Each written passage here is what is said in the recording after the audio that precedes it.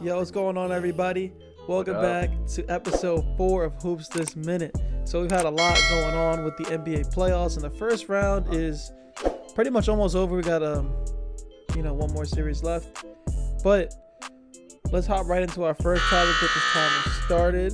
Bang. So what's next for the Lakers? So as we know, I was talking a lot about the Lakers going to the championship again, but just could not stay healthy, man. Like AD, it was like a house of glass this year. LeBron was never healthy. Dennis Schroeder played like he didn't want a max contract at all.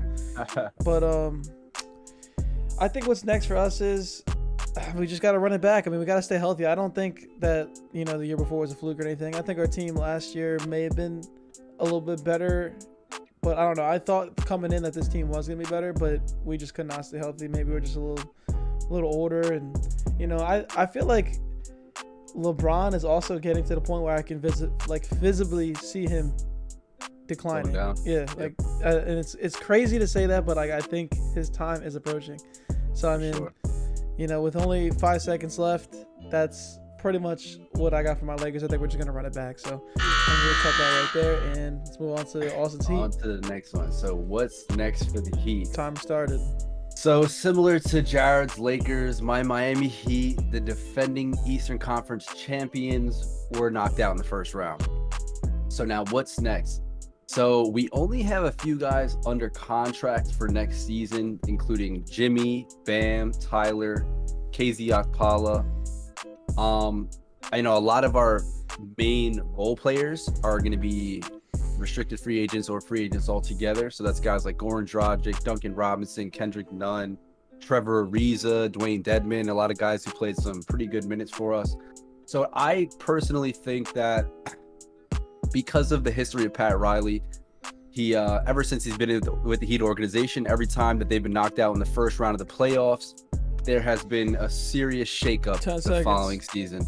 So I think that we're going to see a lot of new faces in Miami next year. I think obviously Bam, Jimmy, Tyler are going to be sticking around, and we're going to build off of that. So I hope we can be more competitive next year, and that's it. On to the next one. All right, so let me get this timer started, and here we go. What's next for the Blazers? So as we've already seen, Terry Stotts and the Portland Trail Blazers have agreed to mutually part ways. So that's already huge news in itself. And I mean, I've been saying this now for, I shouldn't say I've been saying it for a long time, because the Blazers have been a good squad. They've also been a team that's just struggled with injuries over the past couple seasons. But I just don't think they have enough firepower to really make it over the hump, to really win that championship. Because in order to win a championship, if you have someone like Damian Lillard as your number one, you're going to need another player pretty much on his level. So I would say at least another top 10 to 15 player on that team. It's CJ's really good, but CJ's a really good number 3. I don't think he's the second player on the championship team unless he's playing next to LeBron James, or Kawhi Leonard or something like that. But I mean, so we'll see a new coach coming in here in Portland, and then a little bit down this our topics we got about Damian Lillard being loyal. So I will continue there, and that's time.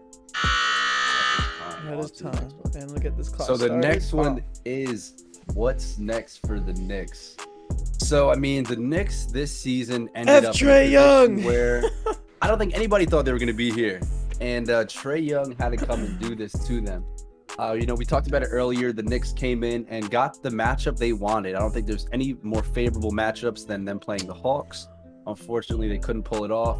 So next season, I think they end up coming back. You got to run it back with Derrick Rose. I don't see him going anywhere. Huge pickup. Huge pickup for sure. Obviously, I mean, he was the only guy who really showed up for them in the playoffs and with consistency. So I think you come back with a Julius Randle, who has certainly been humbled this postseason, to say the least. I think he came in not really expecting or not being aware of the huge difference that the playoff atmosphere brings. And so hopefully he has a better shot selection next year and can make some noise in the playoffs. Time. That's it for the Knicks. So let's get this timer rolling. Let's go on to the Memphis Grizzlies, who shocked a lot of people in this playoffs. I mean, even though, they got gentlemen's sweep, but a lot of people thought they were going to lose to the Warriors, myself included. A lot of people want to see Steph Curry in the playoffs, myself included. But hey, Ja Morant showed that he he is, about his business. He's an emerging superstar in this league.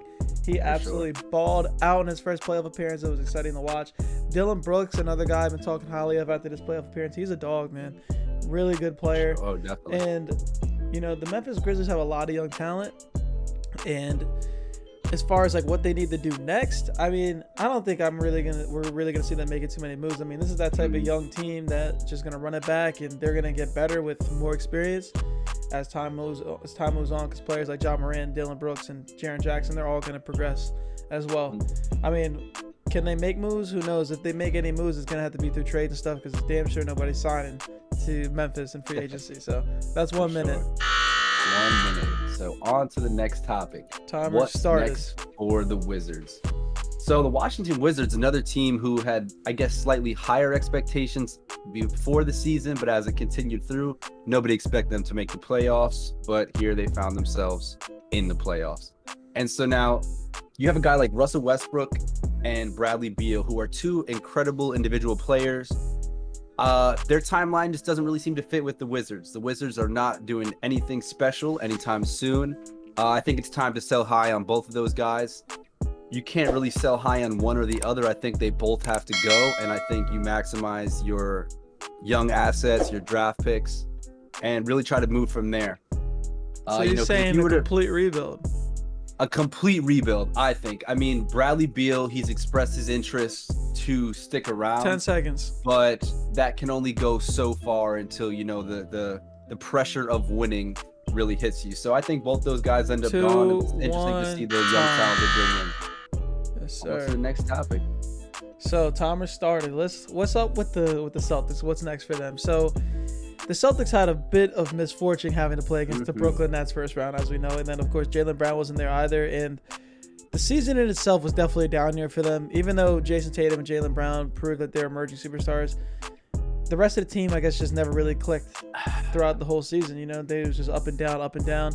And now, as we know, Danny Ainge stepped down, Brad Stevens went up, and now Brad Stevens is the president of basketball operations, and he will have to look for his replacement. So, a couple teams are in need of some new coaching. I'm curious to see who's going to step up to the plate for them.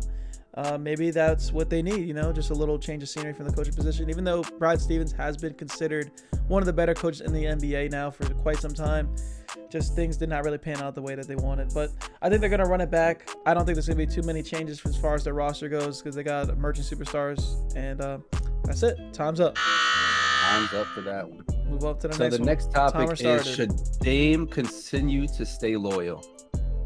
So Dame, who I would consider the most loyal player in all of the NBA, considering his skill level and what his team has managed to put around him year after year. And the fact that he could have left a few times already. He could have left a few times already. They have the longest current playoff streak, I believe. Terry Stotts and the Blazers did, with 8 straight playoff appearances in a row. And fortunately, not much of them have amounted to anything. So now, does he stay? It really comes down to where Damian Lillard puts his value. We know he how much he values his loyalty and the way he's perceived in the league. But I don't necessarily know if he can stick around and keep doing this. We've seen time after time they've been unable to get him the help he needs.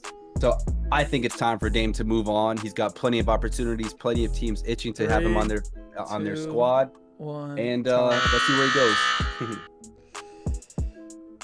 Ooh, so I like this one. Who's been the most disappointing player these playoffs so far? So first person that came to my mind is the man right there on the screen, Jimmy Butler. Now, disappointing is probably an understatement, honestly, for what happened to Miami Heat this season, because especially after going to the finals last year, everyone's like, oh, that was a fluke, this and that, and then they get bounced first round, just swept out the building, looked like they shouldn't even be there. And Jimmy Butler just played his worst basketball I've ever seen him play. And, usually he's the type of guy that's going to arise to the occasion. And that was just not the case this playoffs whatsoever for Jimmy Butler or anybody on the Heat in general. They all play like trash. Right. Austin, I'll let you get it in these last 15 seconds. Honestly, I really don't want to add to the pain that you've inflicted on me already with those words. But I mean, yeah, you said everything. Jimmy Butler. 5 seconds. I did not ever think that I would see a playoff performance out of And Jimmy time. Butler at this level. Yeah, for sure. Sad. And it's pretty sad. And Sad. also, Julius Randle's terrible. Julius Randle, yeah, we'll throw him in there. Really bad. Yeah, just wanted to mention All right, so last topic of the Tom day. Rowan. Who's been the best player in these playoffs so far? So, I mean, you look at the picture, I kind of have it stuck between two guys who happen to be playing against each other in the only Game 7 series in the first round, and that's between Kawhi and Luka. Now, I'm also kind of leaning towards Luka because Kawhi's had a few games this series, or a couple rather, where, you know, he hasn't been up to par, up to Kawhi Leonard level of play. Could say the same for Luka showed up too, all series long. Yeah. Luka had 2 I mean, games Luka where he was not had really good. 2 games where, I mean, if you look at his numbers though, they were still solid. But yeah, his efficiency definitely took a hit on those few games. But yeah, it's Luka versus that team. You know, there's Luka's second best player is Kristaps Porzingis, who you know, I don't even want to use his name anymore because he's just been a complete disappointment 5 since entering seconds. Dallas. Yeah, for sure. But yeah, I got Luka as my best player in the playoffs so far. And I just want to add that I hope he continues and knocks the Clippers out. he will continue most definitely. So that Game 7 is about to be really fire. Game So make 7 sure is you gonna catch be that. fun. But that's going to do it for this episode of Hoops This Minute. Thank you for joining us here on episode That is 4. And, you know, we'll be back with some more topics very soon. Just wait to see what happens for the rest of this playoffs, man. It's going to be some exciting stuff for sure. So if you guys enjoyed, as always, please remember to hit that like button, drop a comment down below, and, of course, subscribe for more future basketball content. So thank you all for watching. I just want to also throw this out there. James, Eduardo, if you're watching, I know you said you were waiting for the next episode. Here it is. And if you guys got anything you want to hear about on the next following episode, leave it down in the comments. Absolutely. All right, boys. Catch you on the next one. Peace out, everybody. Peace.